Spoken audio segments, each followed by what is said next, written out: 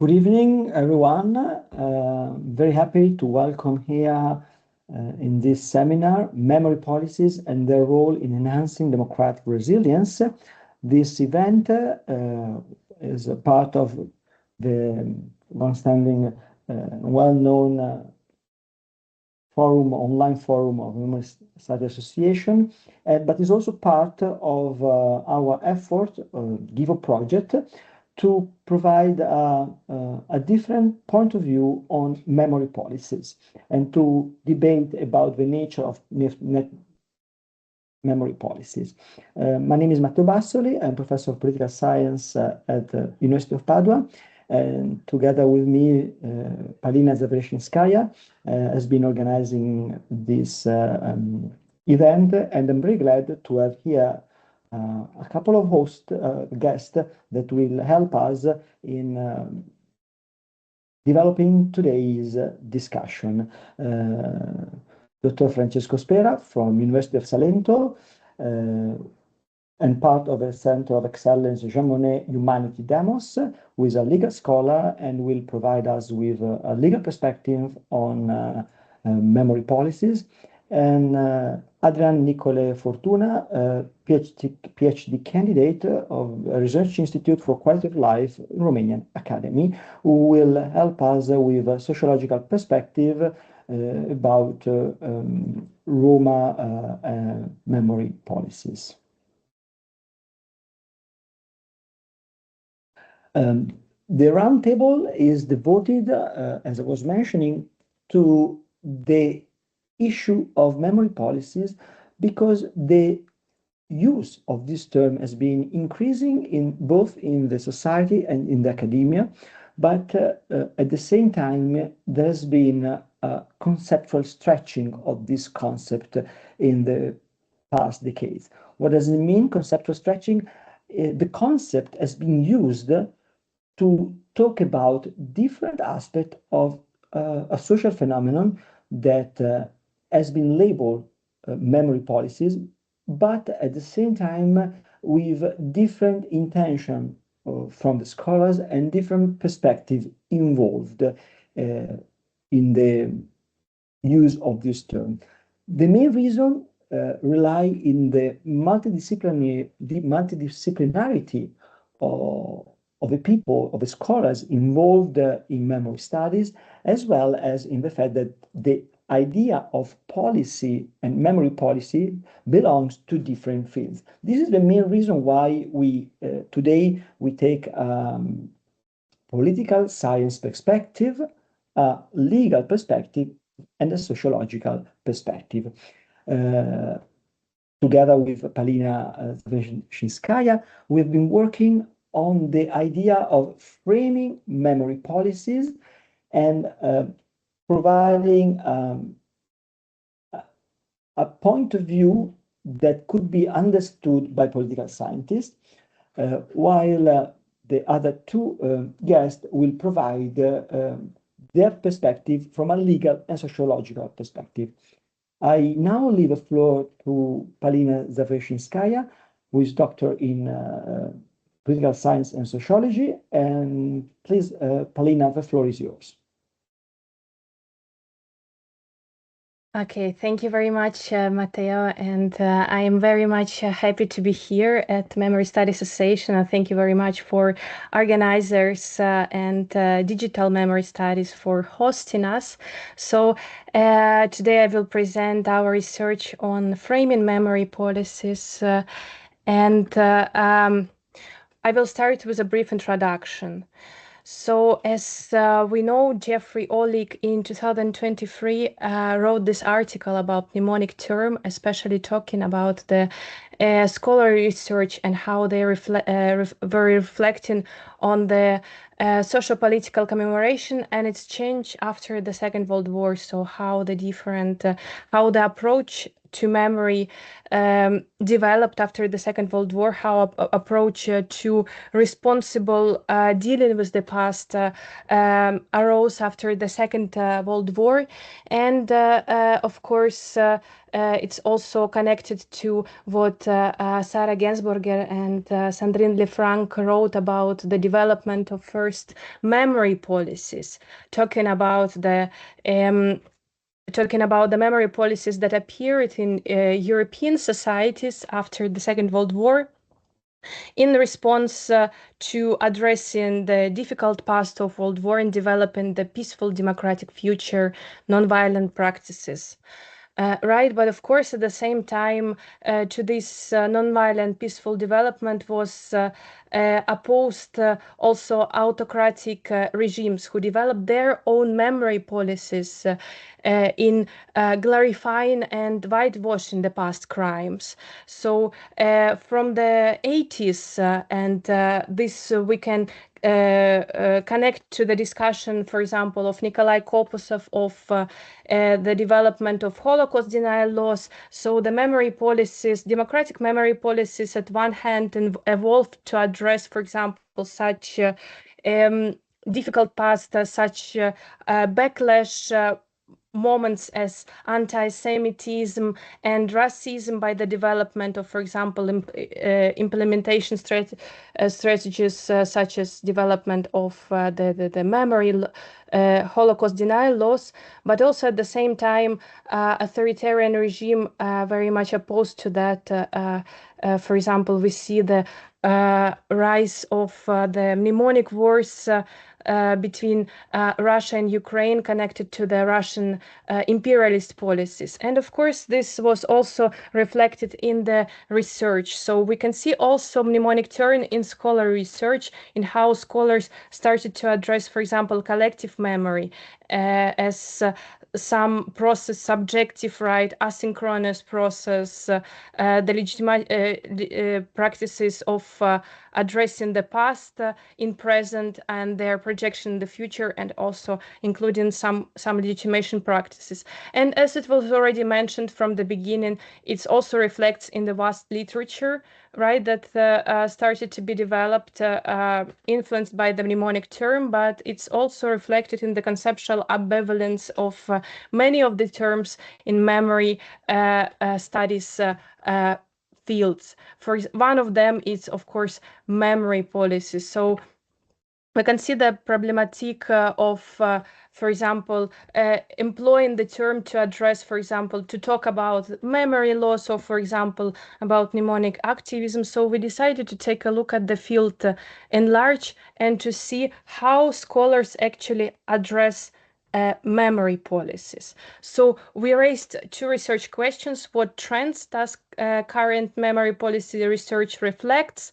And the second question, what dynamics characterize memory policies?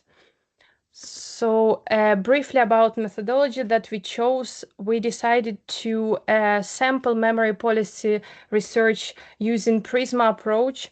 So we developed keywords that could include the research talking about memory policies or some of its components. And the items that we sampled across 3 databases for mostly English language literature included almost 3,000 pieces that we then sorted and, for example, screened according to the title and abstract already manually, looking at their mentioning of memory policies.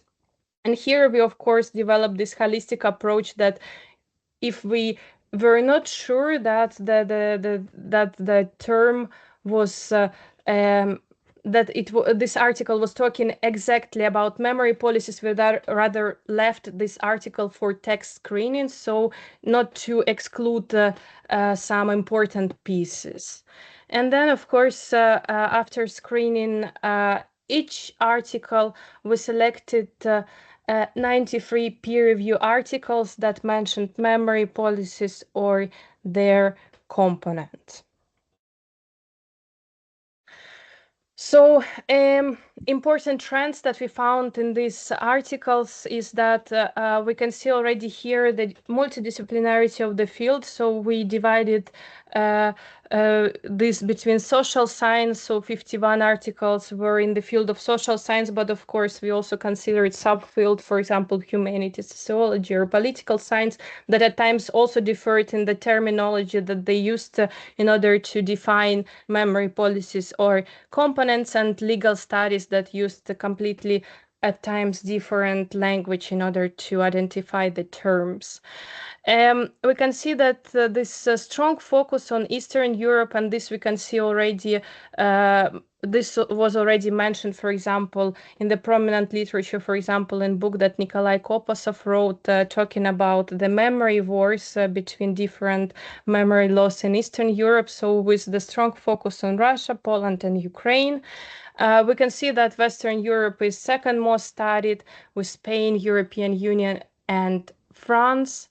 And the more underexplored were Asia, Latin America, and Oceania.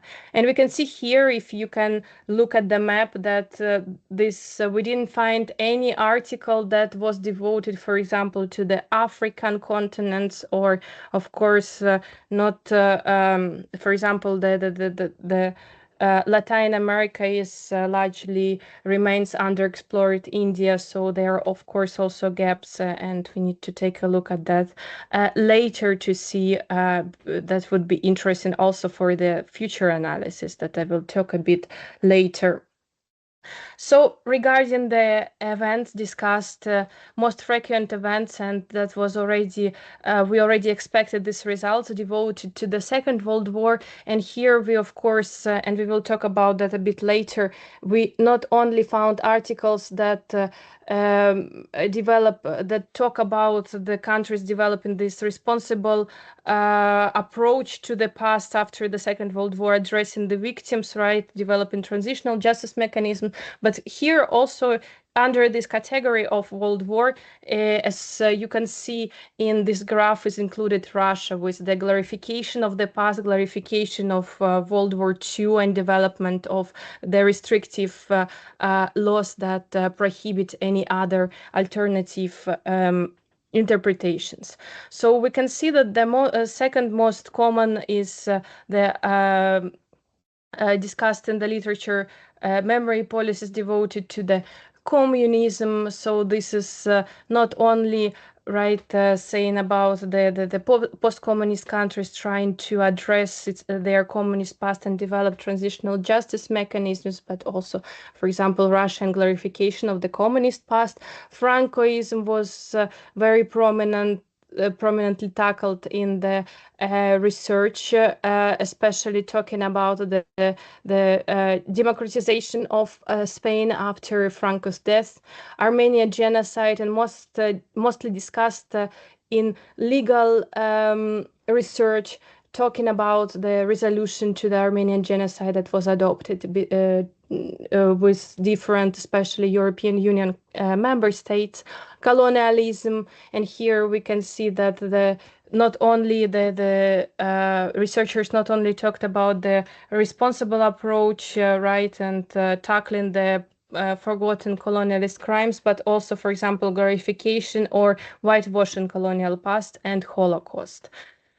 So, and we can see here that it's already very obvious that this memory policies tackled were seen in the countries where past violence is central.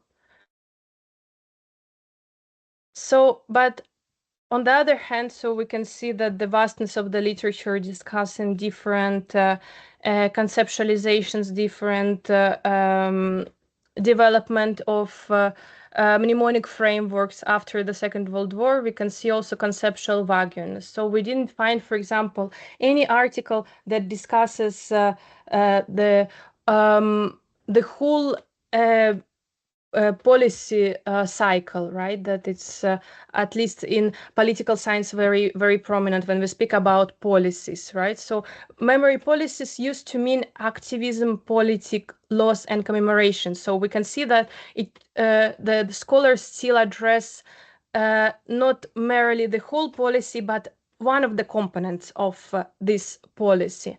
And we can see that the majority of the articles not only, which is not only characteristic, for example, for the legal studies field, but also, for example, for sociological articles speaking about memory lawmaking. So it's also reduced only to the policy cycle of decision making and implementation. And we try to address this by reconstructing memory policies that were mentioned in the corpus. So in 93 articles, and we excluded one article of Nikolai Kopusov because he mostly talked about the general dynamics and the scholarly discourse on memory loss, so it was not relevant for our discussion. So, and we categorized these policies or components. So these policies according to their goals. So first goal was the memory policies that Sarah Gensberger and Sandrine Lefranc mentioned. It's the democratic policies that appeared after the Second World War that are aimed to facilitate democratic peace. Second, which is very similar to the first goal, is to restore justice. And here we were considering policies that were trying to address and restore victim status in the society. It's what Bernard Giesen was talking in his book. Then, on the other hand, we have another goals, so backlash goals, and one of them is cultivate heartland, so cultivating this kind of nostalgic feeling of the imperial past that, for example, Paul Taggart is mentioning when he talks about populism and nationalism. And very similar to that, it's whitewash the past, and here we can talk about the backlash policies of trying to let's say invert the civil society. So suggest that some crimes were actually not crimes, but they were some positive some positive features of the past. So that's why we used this from the notion of Alexander's backlash. So we also tried to take a look at what were the different actors that were mentioned in this policy. So, for example, mnemonic entrepreneurs, targets, and beneficiaries. So, and what we found out is that we also categorized the countries according to their goals. So, for example, in some countries, memory policies, at least mentioned in the research, had only one goal, but some, for example, here it's very interesting, it's Germany and Poland, due to their difficult past and addressing that connected to overcoming of Second World War, overcoming of communism, and also dealing with the political with democratic regression. Of course, they also had, for example, three goals. So not only the progressive goals, but also regressive goals.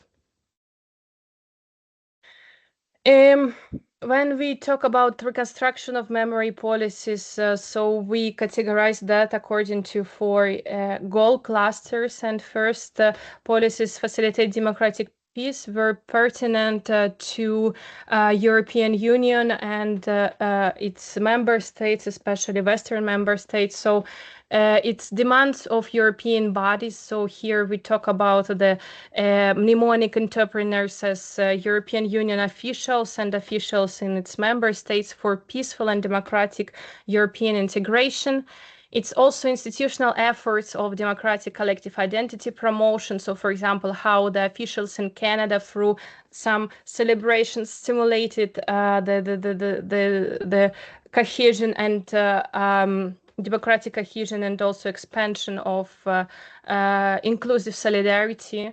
It's also promotion of transnational peaceful collaboration between various nations, as for example, what Norway was trying to implement, and Norway officials were trying to implement and develop, for example, the common commemorative monuments together with the Soviet Union, and prevention of the spread of international and racial hate and the denial crimes, which was also implemented through the Holocaust denial laws. So with the second cluster, we can see restore justice. So here it's mostly not only prominent that the officials are countries officials are mnemonic entrepreneurs, but also the grassroots activists and victims themselves. So trying to restore victims' right to memory after dictatorships. So for example, in Spain after Franco's death, when the society were engaged in developing the democratic memory. So and also it's restore justice by removing remnants of the perpetrators' past. What is very interesting here, especially with regards to Ukraine, it's of course primary goal here was the society's demand to restore justice after communism, but also behind that could be different other also opportunistic, for example, goals. So for example, the call in Ukraine, what Melks is talking about, the mnemonic emancipation. So Ukraine is trying to also respond with this loss to the imperialism and expansionism of Russia. So we have, on the other hand, we exactly have this kind of imperialist goals of, for example, in Russia, where the celebration of victory in World War II and denial of non-state interpretations is very prominent, also is enforced by the restrictive laws, such as, for example, of Yarovaya Act of 2014. And it's also selective glorification of the imperial heartland. So, for example, with the case of Hungary. So, and last category, it's mostly categorized to the backlash or, for example, for right actors, for example, in the democracies which are trying to whitewash and glorify the past, for example, with this old debates on the positive side of colonialism in France, or, for example, Germany's very prominent case, and Jenny Wüstenberg wrote a book about that, right? Not only this democratic post-World War transition of Germany, but also the appearance of this of far right who is trying to masquerade the extent of perpetration and also trying to promote German victimism. And then the last is also very interesting, that in the case, for example, of Poland, but I think with the case of Poland we heard a lot, but also in the case of Philippines we can see that the time shift from democratization, so from the development of transitional justice mechanism and addressing the injustices of the past and dictatorship, it came to the democratic regression and the development of glorification of dictatorial past. So with memory loss of facilitating this, with memory policies facilitating this dynamic. So for example, with the current leader and the son of the Ferdinand Marcos.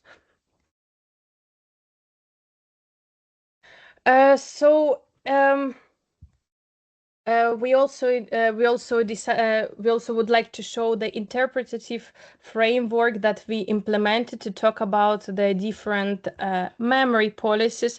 So we divided memory policies identified into the 4 quadrant. So if we can see, for example, quadrant number 1, it's on the it lack coercive mechanism and rely instead on consensus building. So if you can see here, I hope that you can see my cursor.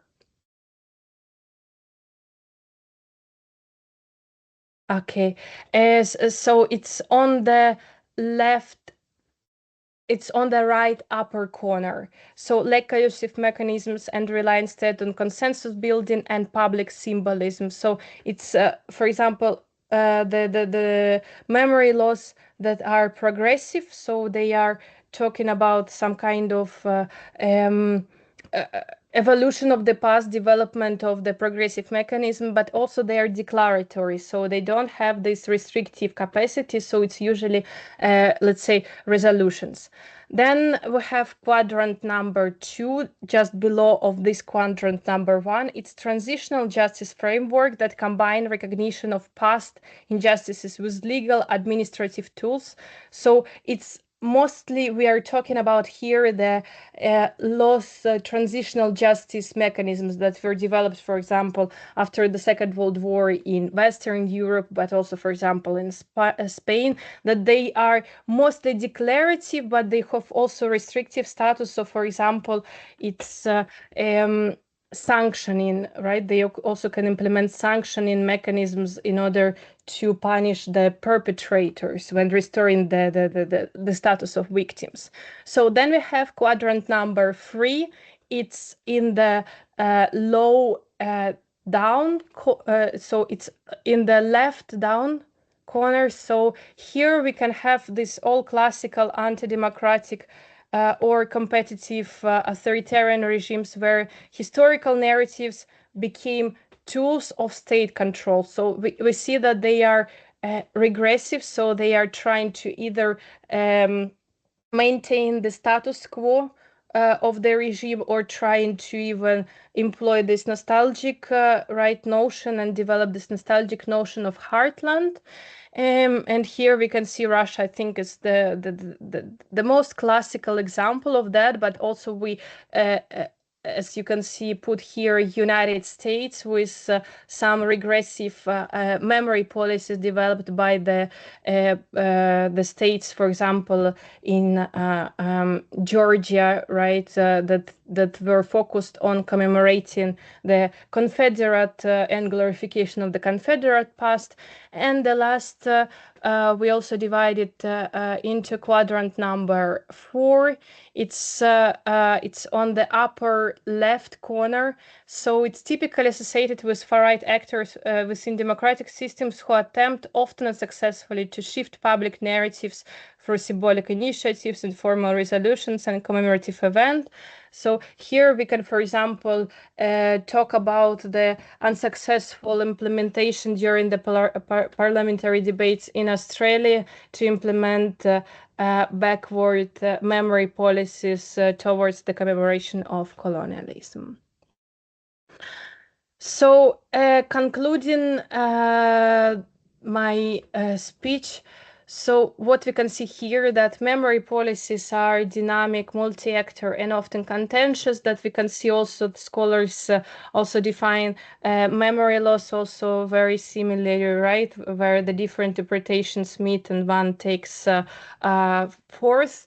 Then the current scholarship is also rich but conceptually underdeveloped. So we have to tackle also memory policies and large to talk about memory policy cycle. And of course, there is a need for additional investigation. So of why state adopt, modify, abandon memory policies. So the more empirical evidence, comparative causal explanation. So for example, between the post-communist state and post-fascist state, how the different memory policies develop in these regards. And I know that, for example, the scholars of University of Constance are extensively working to address these dynamics. So that's great also to hear that there are also some efforts in that. It's and also we have to take not only right European. So what we also notice that the studies are very much Europe-centric, right? And that we have to also go to address the similar dynamic or various dynamic in other continents. So, for example, in Africa or India would be very interesting case to take a look at that. And also how, for example, the international, supranational organizations, so supranational mnemonic entrepreneurs such as United Nations talk about and map memory policies. So that would be also interesting to see whether this also there were some shifts tendencies. So that was from our side. Just to open the discussion about the conceptual state of the arts. And I would like to give a word to Francesco Spera, who will deepen this discussion also from a legal perspective, because that would be interesting to take a look how legal scholars address the talk on memory policies, not only on memory loss. And Francesco Spera will discuss the memory policies of European Union. The floor is yours. Yes, thank you very much. Good afternoon, everyone. Thanks to be here and to hear us, and thanks to the organization to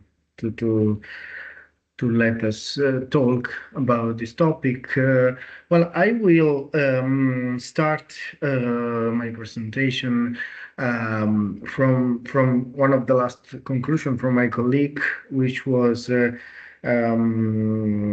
still a bit, it's still Eurocentric, but in that sense, I think, and I guess it can be a bit innovative on tackling a supranational organization interpretation of memory and memory policy. That is why, yeah, in this presentation, I will deal mostly, and I will deal only with European law and memory laws and policies by European Union. And I will give my opinion and interpretation as a legal scholar in this topic, since I think the studies on that are interesting but quite underdeveloped in the way that they should be tackled recently. Yeah, we can, yeah, okay, great. And on the introduction, well, I will give my interpretation of the field of memory policies through the innovative interpretation and the viewpoint, which is the something that doesn't come out naturally, but is the European integration. So why we talk about memories policies in the European Union, it's something that you don't find mostly in legal school manual, legal university manuals on European law, but it's personally quite an interesting topic to talk when we deal with the European integration, because memory policies are part of the process of the EU integration after the Second World War, with, of course, the first communities in the 50s until the Lisbon Treaties in 2007. So we can distinguish the three sets on the memory policy from the post-war memory policy in the EU as the first block that goes until let's say the 90s, or beginning of the starting of the communities until the 90s and Maastricht Treaty. So then the post enlargement and even afterwards. So then the post enlargement divide in new memory policies that goes mostly with incorporation in the European Union first, then the communities, and now the European Union of the Central and Eastern European countries. And then after the Russian invasion of Ukraine, then we have a shift on the, and what we call a sort of agenda alignment in memory policies between East and West. Yeah, so on the next slide, what are the research questions on this topic from a legal perspective? What will be is how does EU memory policy evolve? And on the other side, on how does the Russian invasion of Ukraine influence the EU memory policies? And then laws, of course, which constitute the tool. And on that, in the next slide, we will see that, first of all, on the conceptual framework, if we want to use and interpret the tools that we are implementing and we are analyzing, implementation memory policies always comes with what we call memory laws, which for our issue, it's interpreted between what is it called hard laws, so binding laws, and soft laws, which is not binding laws. And that is the conceptual legal framework that characterized the field of memory policies in the European Union. And they serve us to interpret the past. And they include, on one side, on the hard laws, so binding, adopted with ordinary or not legislative procedure, the criminal memory laws, for instance, on the Holocaust denial. And then on the other side, on soft laws, we have the declaration, the resolutions, what we call it, what we define in this study as declarative and descriptive laws. And they're mostly soft law because they're not binding. And what we define here is that memory laws are presented as mnemonic institutions. What it means they transmit, regulate, legitimize narratives about history. Yeah, and then on the next slides, we implement and the memory policies and on the integration, as I was mentioning, framework. And what it doesn't come often when we study the EU integration process is that soft laws has been or have been great tools for integrating member states through culture and memory, since on the legal perspective, the EU lacks the competence to legislate binding rules in memory policies. If we look, for instance, now at Article 167 of the Treaty of Function of the European Union.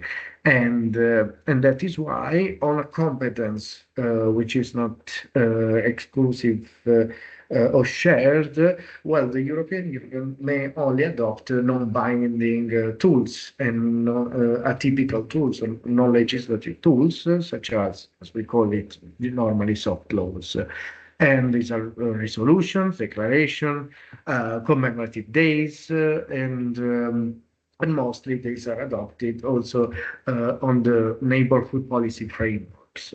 And why the European Union adopt this type of tools that we define soft law? Because they're flexible, they're adaptable, and especially in horizontal policies areas. So it means in memory and culture, this is common also for other not exclusive and not shared competence on European Union, such as, for instance, in defense, in migration, or in energy. So on the next slide, if we see the evolution of soft laws and memory policy in the European Union, then we can track it, of course, from the Nuremberg trials, which constitutes, of course, the precursor to the European memory norms, as it is. So this is the years, the first block, 1945, 1990s, and which sees the beginning of the early human rights regimes, such the Genocide Convention, as basis for transnational justice mechanism. The evolution of Holocaust remembrance then comes and starts with for instance, the Eichmann trial, where that constituted public awareness. Then all the anti-racist legislation 60s and 70s, and then the Holocaust denials laws from the 80s on. And what is the outcome of this first block is that Holocaust become a cosmopolitan memory and central to Western Europe's mnemonic framework, which is the basic of also the EU integration process in this first part of the of this evolution of memory policies in the EU. So it legitimized that integration process. And then from the 90s on, with the Maastricht treaties, we had, of course, the strengthened on the cultural integration within the legal construction of the EU. And then, of course, the beginning of the European Union itself. And that with the Maastricht Treaty, the European Union member states introduced a symbolic foundation within the legal framework of shared European memories. And this is not a case that follows with soft laws resolution from the European Parliament in 93 and 95 that elevate Holocaust remembrance to a higher level priority. So it becomes a so-called, as we say, as Euro scholars say, a supranational memories. And afterwards, then we have the other part, which is the enlargement and the mnemonic divide. So the second part that started already with the Solana pattern letter, and then cease with the entry and the Big Bang, the so-called Big Bang enlargement of post-communist countries in Eastern Europe. Already the beginning of this agenda that wants to address, pushed by Eastern European countries, to address communist crimes, which for the first time challenge the monopoly of the Western Holocaust-centered memory. That's what we see in this second part, the East-West mnemonic divide, which sees on a way the relativization of Holocaust in the West, and on the other hand, the demand of recognition of communist crimes as the same level of Holocaust, trying to compare them and put them on the equal level. And that is expressed in 2005 European Parliament discussion to ban both Nazi and communist symbols, which was not adopted, but is the first public and supranational explicit contestation of Holocaust dominance in EU memory, as pushed by Eastern European countries, and crystallizing or legitimizing a new phase of the European integration process that see every European old and new member states being the victim of some sort of totalitarianism, Nazi or Soviet. Yes, on the second, the other slides. And one of the evolution on the last part, that all this push from Eastern European and this Big Bang sees a set of soft laws that in the end equalize, I would say, and start to take the communist crimes, starting from the Prague Declaration that calls for pan-European recognition of communist crime, and then the European Parliament resolution on the Holodomor 2008 that classified for the first time the Holodomor as a appealing crime against the Ukrainian people and crime against humanity. And then the establishment of the European Day of Remembrance for victims of totalitarian and authoritarian regimes, so comparing Nazi and Soviet crime, and then EP resolution on European Council on Totalitarianism that strongly condemns communist regimes. And this is something that starts to be equalized and integrates Eastern European memories into the European integration process and canon. And on the last part and the last slides, my conclusion, I would say that this divide in this third phase, which is just started with the Russian invasion of Ukraine, see a new trigger of EU memory policies and laws, starting from soft laws such as the European resolution adopted the 15th of December 2022 that recognized Holodomor as a genocide. There is a new strategy that explicitly links Russian aggression to values, history, and democracy. So aligning now the sort of traumatic past from east to west on the new agenda that is defined as mnemonical security, where the European Union is mobilizing for the first time memory to defend its values and its democracy. And so on this conclusion, we finish with an open question. When we see that there is a shift that suggests the emergent logic of new memory policy agenda on defense and democracy through regulative collective memory, soft and hard, and memory laws become complement to different, even hard laws, which are apparently not connected, but are connected to European actions, such as the rule of law conditionality regulation, which is linked to the budget of the EU, the value-based enforcement, Article 7, and the external action in Article 21 TEU. So my question to you is the EU becoming a constitutional order that mobilizes memory as part of militant democracy or militant democracy? And this is left to further research. Thank you very much.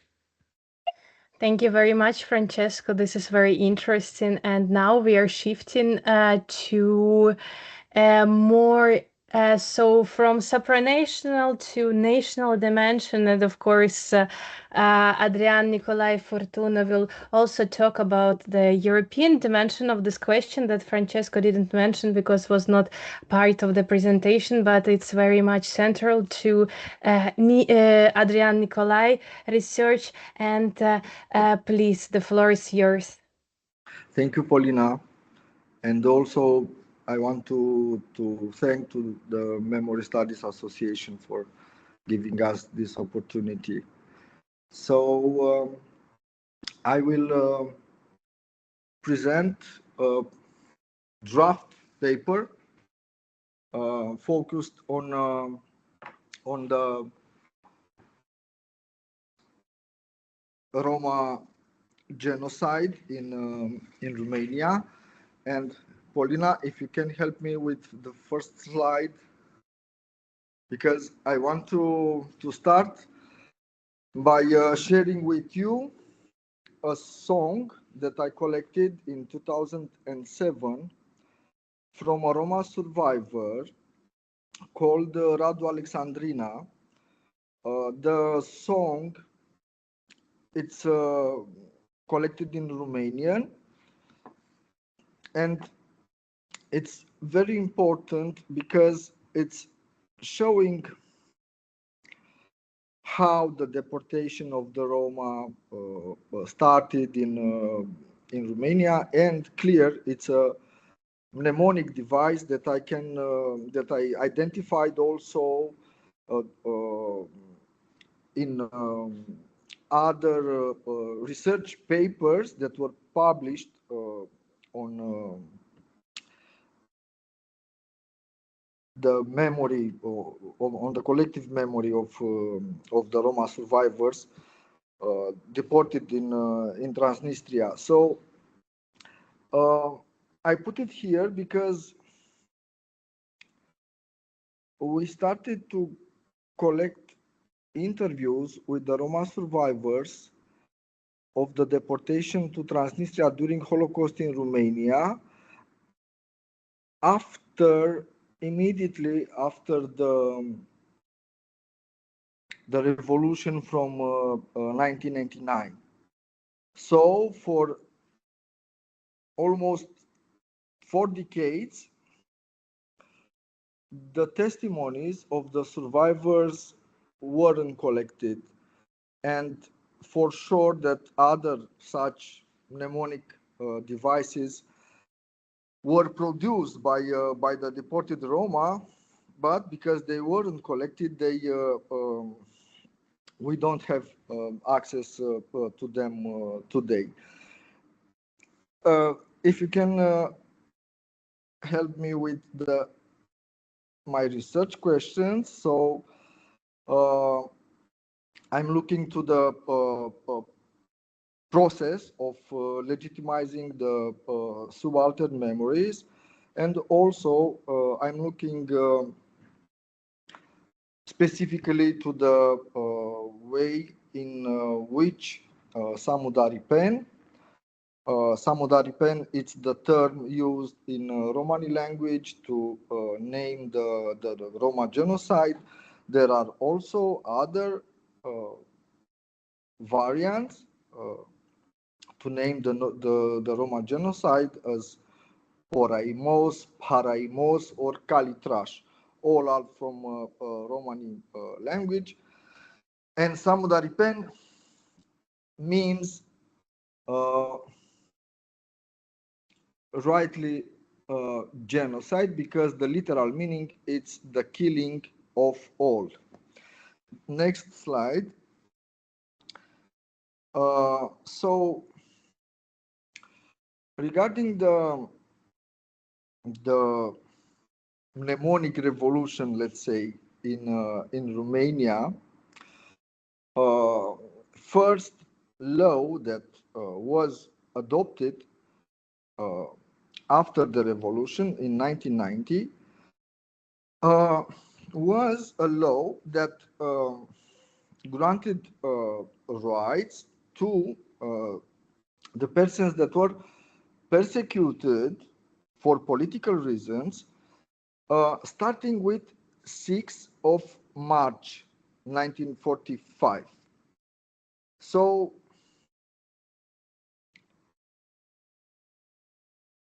it's clear that the Jewish people that were deported during Holocaust and the Roma people all deported during Holocaust together with the Jewish people in Transnistria, a region occupied by Romania during the war in Ukraine, weren't targeted by this law. And one of the things that I should mention here, because it links with the end of my presentation, and you will see why I'm underlining this, is the fact that under this law,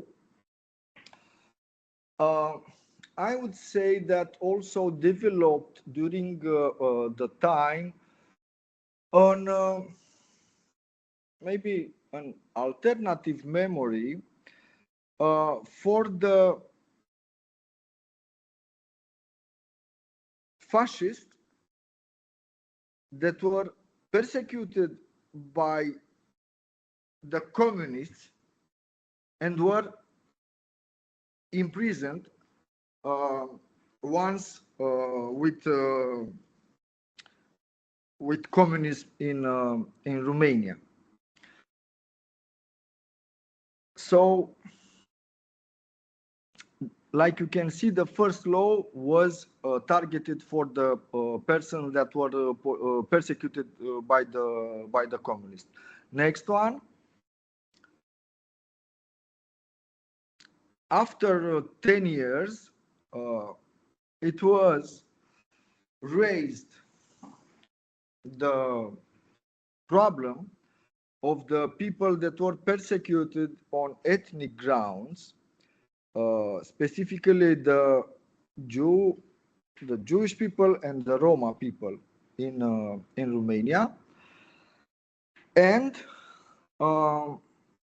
it was adopted a law. Maybe the term pension, it's not the right term, because the right term it's the one of reparation, I would say. So after 10 years was adopted a law that gave also the possibility for compensations, for material compensations to the survivors of the persecution of on ethnic grounds. One of the problems here that still persists today is the fact that a lot of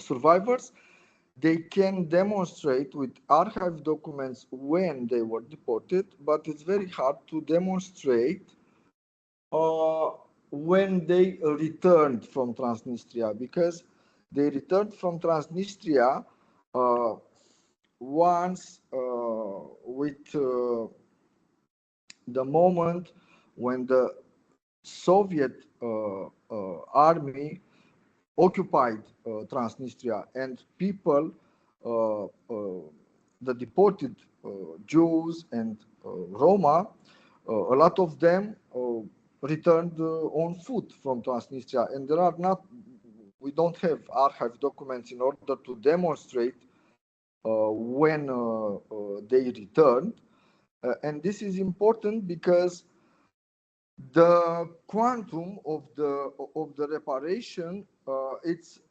given in accordance with the period that you were deported. So in this case, a lot of Roma organizations and not only tried to assist the survivors. Next one.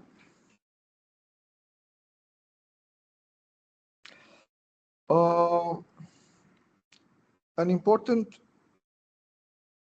step was the establishment of the International Commission for the Study of the Holocaust in Romania. The discussion in order to create this international commission started in 2003, and the purpose was to have a report on the Holocaust in Romania. So after 20 years after the revolution, the discussion regarding the Holocaust came on at official level, because the one that was then the president of Romania, Ion Iliescu, started this process.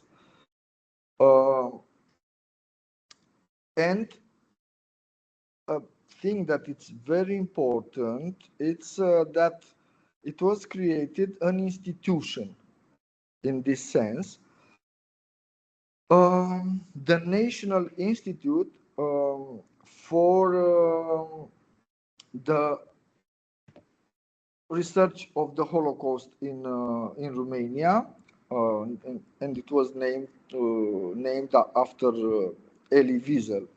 So this was a very important step in this process of memory construction.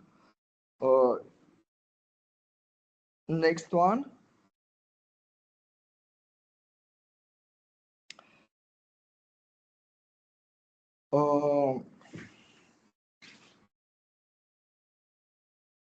I think this. Okay. Okay. So one of the important questions regarding Roma persecution, maybe a lot of you know, was related with the recognition of the persecution of Roma during the Holocaust. Why I'm saying this? Because it was, in my view, and still it is, a contest of memory, because uh,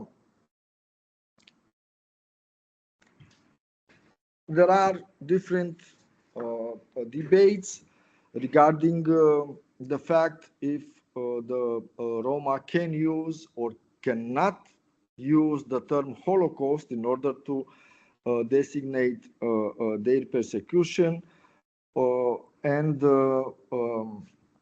in a response in this sense, it was the creation of alternative terms to name the Roma persecution, like Samudaripen, Paraimos, or Poraimos.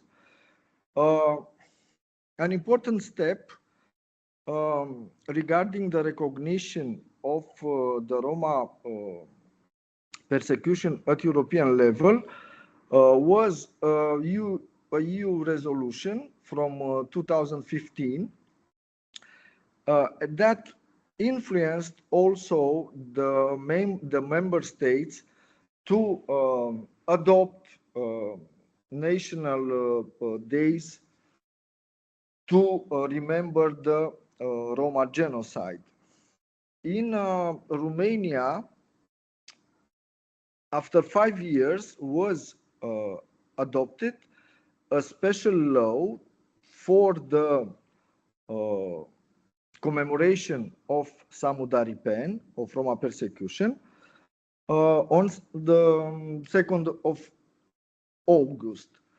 So it's clear here how the international dimension of the commemoration of Roma persecution influenced the national decisions. Next one.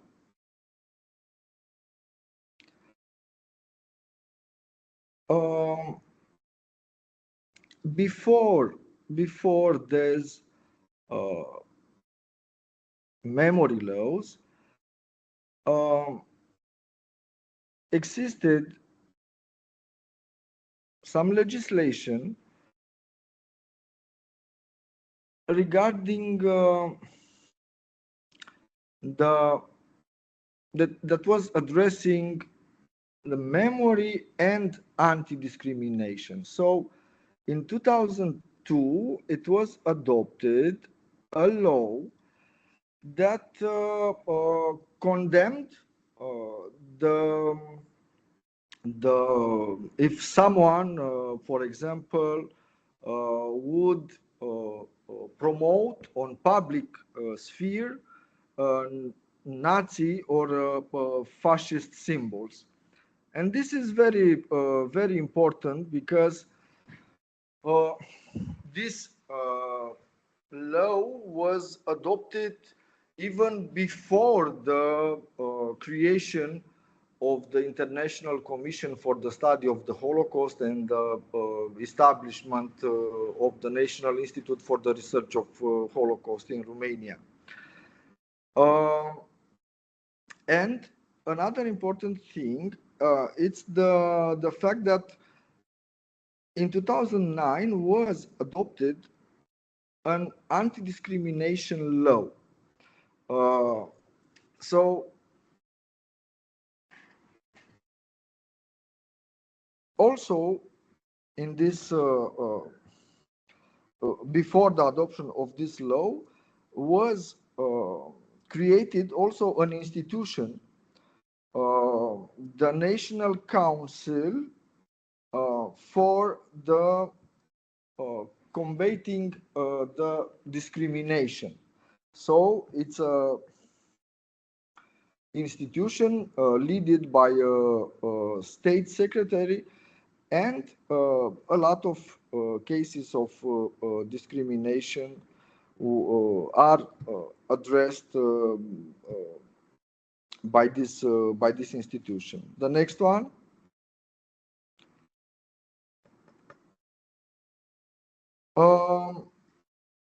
Some non-binding legislation refers to the establishment of two institutions. They are, they are established until now only on paper. The laws are adopted, namely the establishment of the National Museum of Jewish History and the establishment of the National Museum of Roma History. The law was adopted now 2 years ago.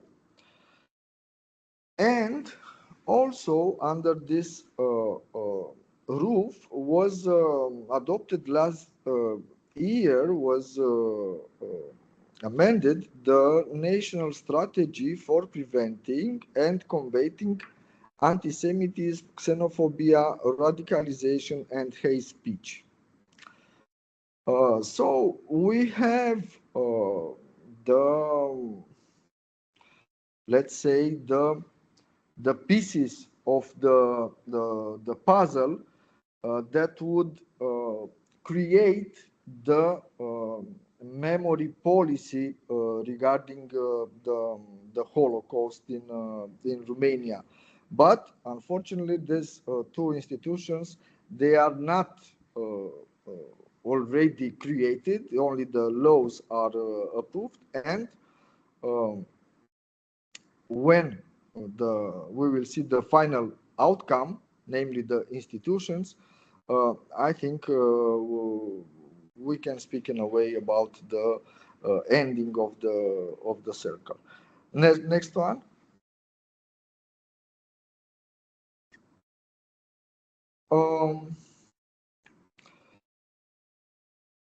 There is a national Roma inclusion strategy. This is it's revised every 4 years.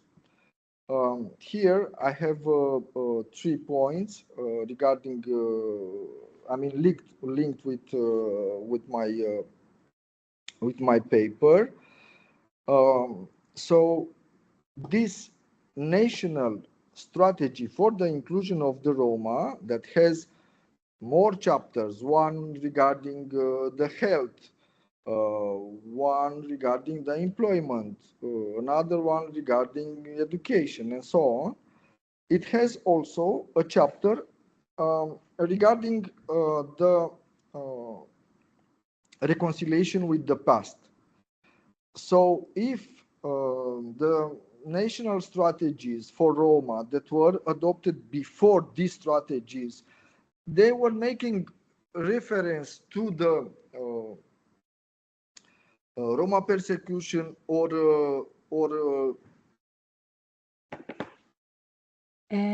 dear. Okay, very fast. I will end immediately. Okay, next one. Okay, next one, because okay, next one.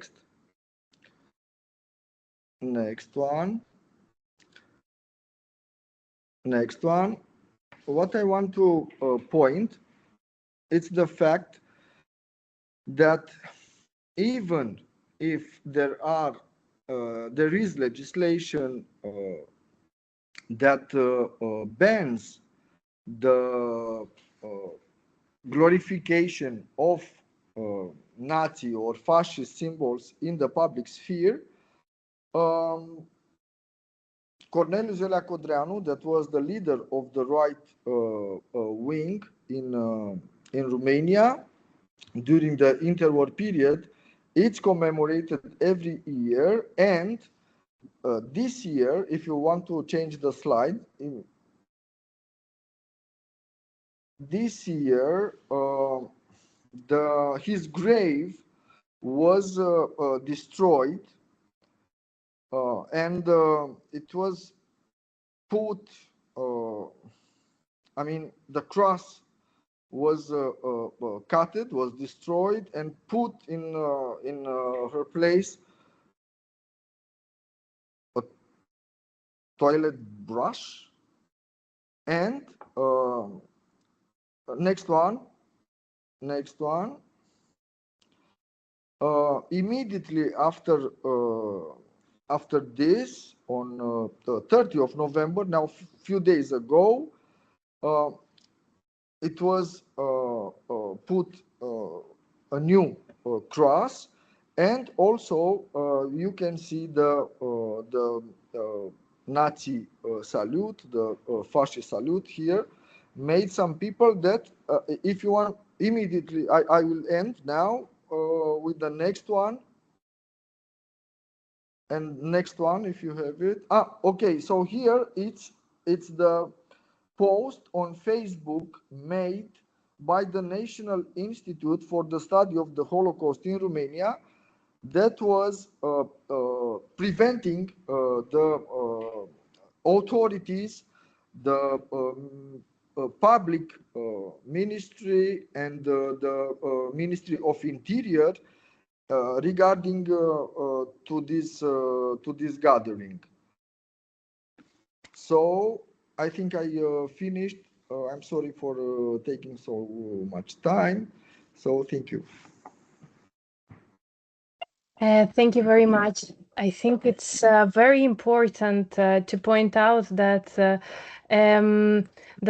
we have not to only for democratic resilience and for democratic development, it's very important not only to develop memory policies that declare this development, but also memory policies that have also some kind of restrictive character that safeguard democratic development, and that was pointed out in the presentation of Adrian Nicolai, but also in the presentation of Francesco, with the different issues, right? Authoritarianism and here with far right, but we should be very attentive to that, especially with the rise of contemporary far right and attempts to invert and shift the democratic development.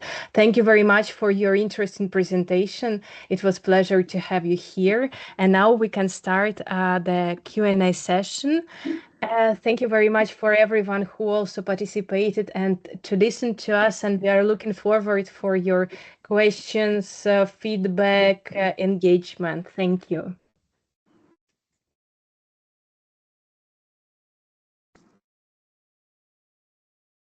Okay. So.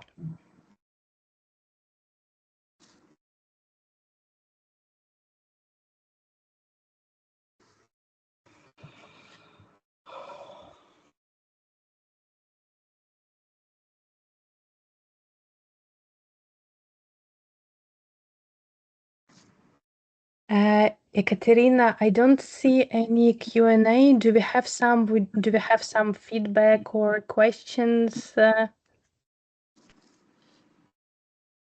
Well, I think I can say it out loud. So every who is attend here, you can make a question in our Q&A chat if you want, or you can raise your hand and make your question out loud. I will give you an access to your microphone and camera. So please, if you have any questions, you can start now. Thank you very much.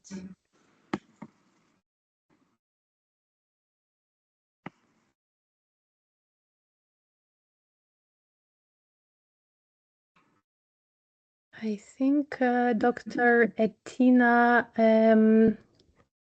raised their hand. Can I? If you would like, you can go first because I think this was the first hand raised. So you can. Okay, great. Hello, ma'am. Mm-hmm. You hear me? Yes. Yes. I am Dr. Ettina from India. It was nice presentation. I listened to both the presentations. Did you hear me, ma'am? Mm-hmm. Perfect. It is heavily raining outside, Yes. so okay.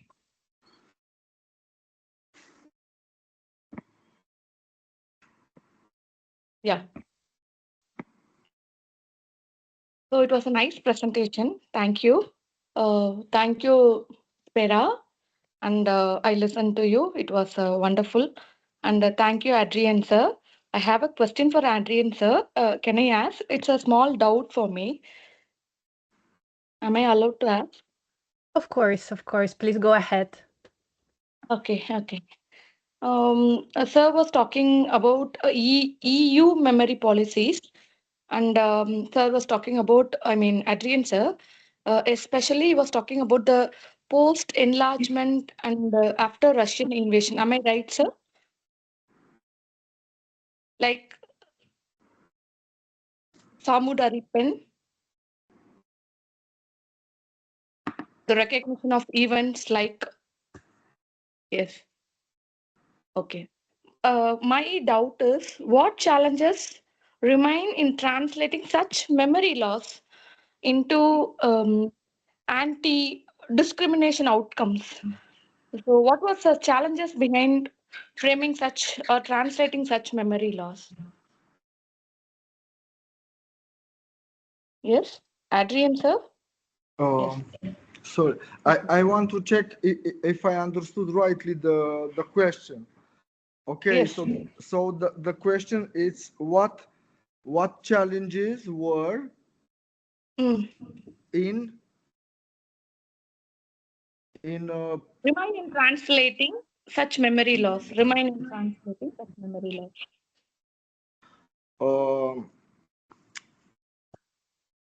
there are more challenges because Okay. Roma deportation. I mean, one of the important things when we speak about Roma persecution, it's the fact that Roma persecution was not recognized during the Nuremberg trial. Okay. So the Roma victims of the Holocaust gained recognition lately in 1982 when a Roma activist in Germany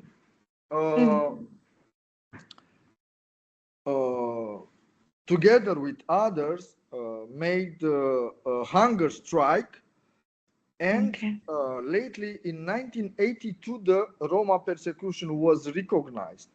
So because what was the reason? Because this is important, and this shaped the memory policy of the Holocaust. It was not recognized the racial persecution of Roma. Oh, that is what I want to know. Okay. Okay, so I am. this challenged and this influenced very much the way in which the policy memory were also after that shaped. What was the outcome of it, sir? Was it expected outcome, or how it is working on now?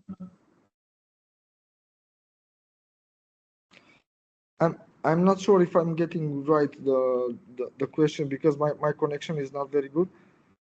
Okay. You spoke about the challenges in translating.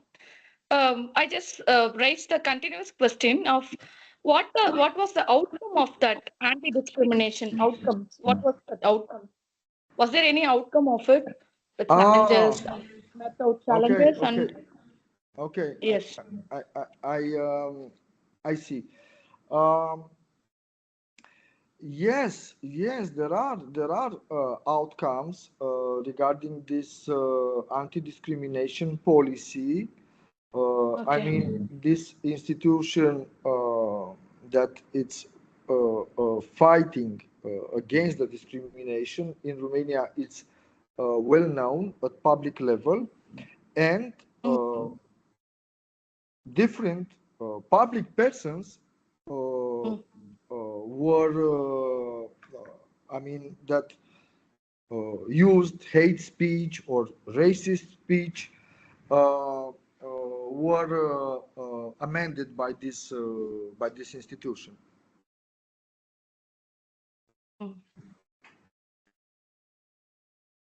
Thank you. Thank you for the answer, sir. Thank you, ma'am. Thank you. Thank you very much, Athena, for your question. I think it's thank you very much, Adrian Nikolai, for your answer. I think it's very important that, especially that you underpinned that this memory policies regarding the commemoration of Samudari Pen are still needed for recognition. They still needed for amplification, despite the European Union officially acknowledged that, right? It's still the questions of right, of maintenance, for example, of the monument, or for example the problem of a right trying to erase this memory. It stays very strong, and yeah, and that we also have to tackle to make our democratic development in Romania, but also in European Union, more resilient.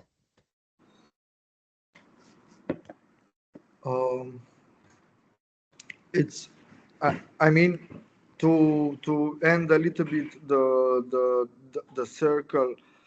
I wanted also to mention the fact that Roma persecution in Romania, because I will refer to Romania, it's also linked with public shame, because the one that were labeled for deportation, they were labeled as people not useful for the society. So this is, from my point of view, one of the reasons for which I consider that the way in which history is written influences very much the policy memory, and the way in which the society after that must remember in an institutional way a certain period of persecution, in this case the Holocaust. So it's what I wanted also to point in my presentation was also the fact, because now we speak about to have a democratic perspective on policy memories. This is also very important, but in the same time it's very political, I would say, because why I pointed the fact that the first memory law that was adopted in Romania was for the people that were persecuted starting with 6th of March 1945, because in this from this moment also you have a lot of members of the extreme right that were imprisoned by the communists, and after that their memory was mixed with the memory of the political prisoners. So I think the public debate on such topics it's of quite importance nowadays. Absolutely. Thank you very much for that. Do you have some other questions, some comments, some doubts that you would like us to address?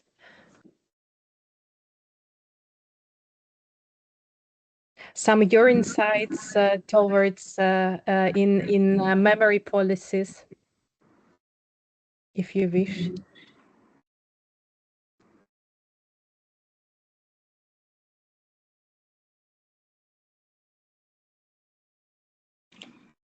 No one?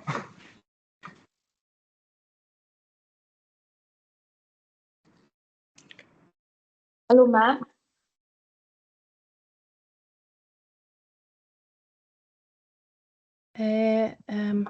Dr. Etnina, do you want to ask something? Yes, to Dr. Spera. Mhm. I mean, Spera. I'm afraid of the time. Am I running out of time? Are we running out of time?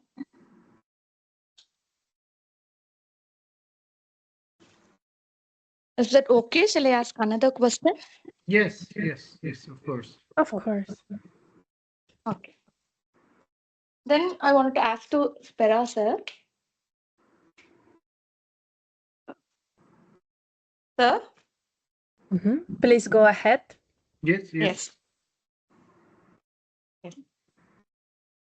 Sir, how do this memory policy alignments and how it influences the way member states recognize, particularly when talking about marginalized histories? When we talk about the marginalized histories, how far the policy aligns with the influences of the states, the member states particularly. So, am I clear? I just didn't get one word. Multi-realize? How memory policy alignments influence the way member states recognize and integrate marginalized history. Yeah, it's the last words I don't get. History. Can you write it Marginalized down? history. Marginalized. Marginalized histories. Marginalized history. Okay. Yeah, sorry. It's really my Sorry, my problem with connection that. is poor. It's my problem with that. Marginalized history. I mean, I think it's not an easy Align. question. It's a good one, but not. We need another presentation for that.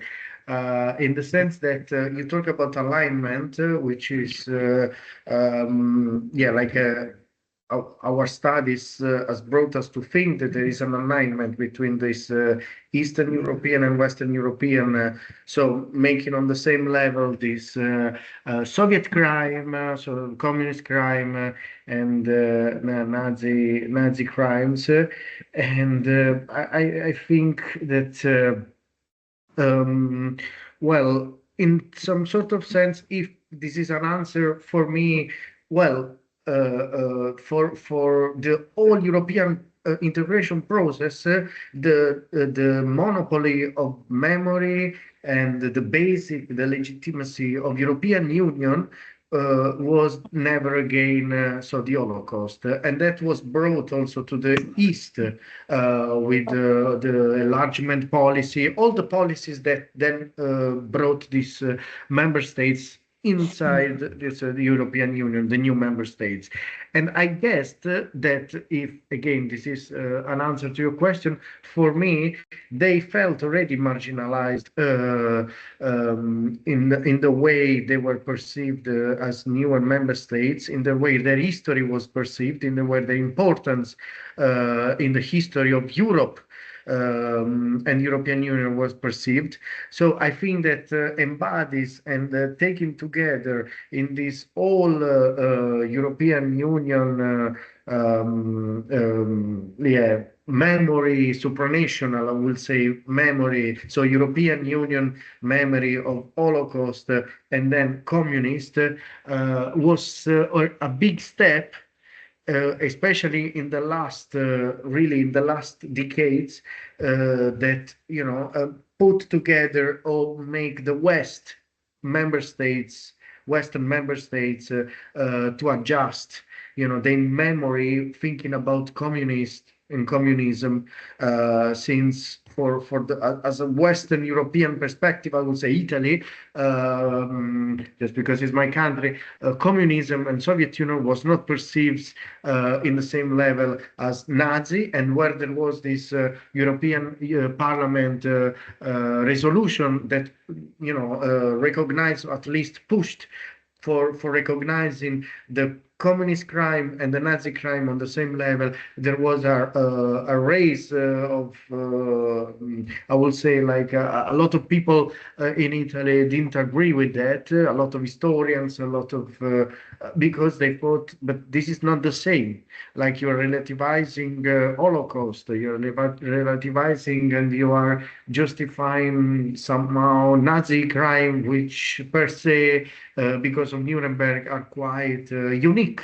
So the uniqueness of Nazi crime, that was the basic of why European, member states, became a union and a community and then a union, was challenged. So I think that they, for the sake of peace and what the European Union construction is in its Article 3, for instance, of TEU, well, they embodies, they embraced a marginalized history that it was and is still quite unknown in the Eastern European countries about communist crimes. So I think there something that European Union, at least at supranational level, so European Parliament, which represents every European citizen, is trying to do. Whether this becomes, let's say, hard law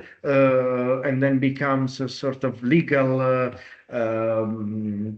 a legal consequence, like a legal instrument, binding instrument, and the shape how the European Union behave afterwards, that's we will see, because for now it's only in the form of non-binding laws, and of course it's a shift and there's an alignment. So also the West is, even Italy is adopting, or the Italian Parliament, in consequence, some laws that say, oh, Holodomor, for instance, this famine of Ukrainian people is also genocide, and before no one knew about that. It was completely unknown.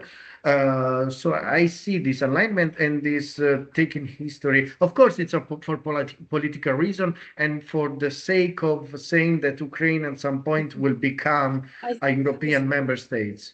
So I think just to, as a political purpose, of course. I don't know if it's answer to your question. I think just to add here, especially when we talk about, and then we can already wrap our session because we already a bit over the time. Also, that when we talk about European Union, as Francesco said, we talk about this kind of non-binding, when we talk about collective memory of the European Union, and when it tried to enforce it, it's usually non-binding instruments. So, for example, declarations. And of course, member states selectively can implement that, right? It's what I think it's the essence also of collective memory. It's what Anne Rigney said, that in order to be collective, we have to be selective.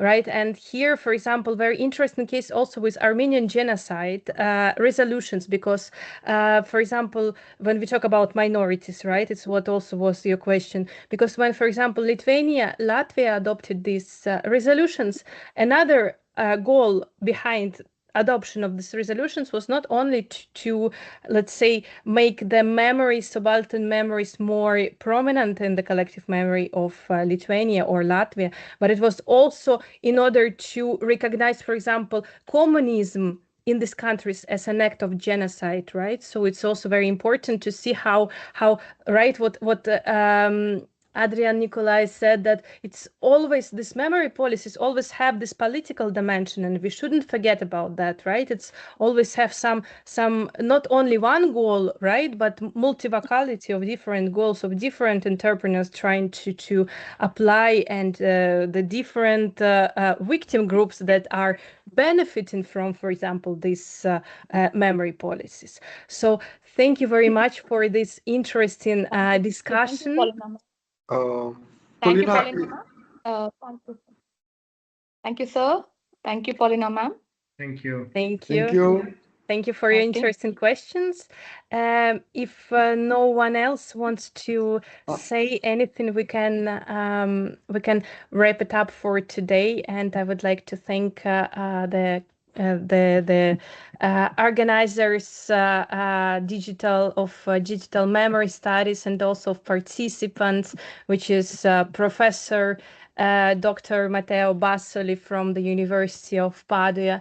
It's Dr. Francesco Sper from the University of Salento, and Adrian Nicolae Fortuna from the Academy, Romanian Academy of Science. So thank you very much for your interest. Thank you. Paulina, if you allow me, I want also to thank to my students that were present here together with us. Great. I'm very grateful to them. I will say in Romanian, vă mulțumesc și vă salut. Studenți. Grazie.